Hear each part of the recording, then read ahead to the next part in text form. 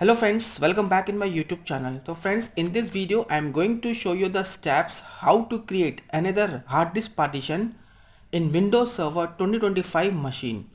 Now friends, you can see this is our domain controller machine, and if you want to see the hard disk properties, there is only one hard disk partition is created, which is C drive.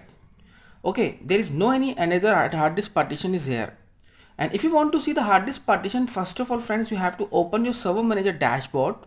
After open server manager dashboard friends, you have to just click on file and storage services option. Now you have to see volumes option, just click on volume.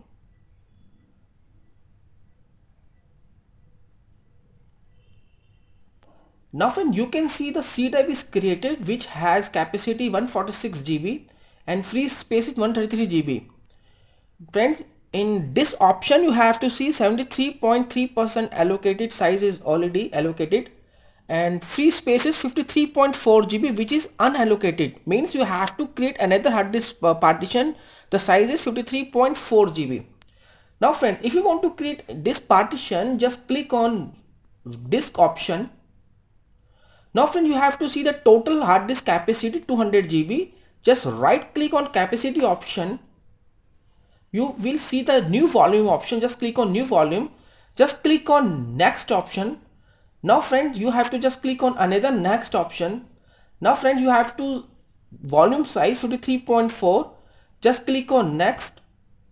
Now friends, select your drive later. I am going to select G drive, just click on next. Now friend, type your volume name. I am type the volume name is backup.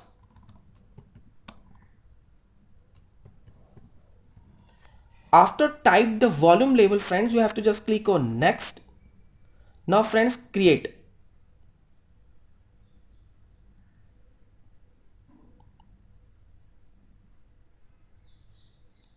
Now friends, hard disk partition has been created successfully. Just close this wizard, and friends, you have to just close this wizard.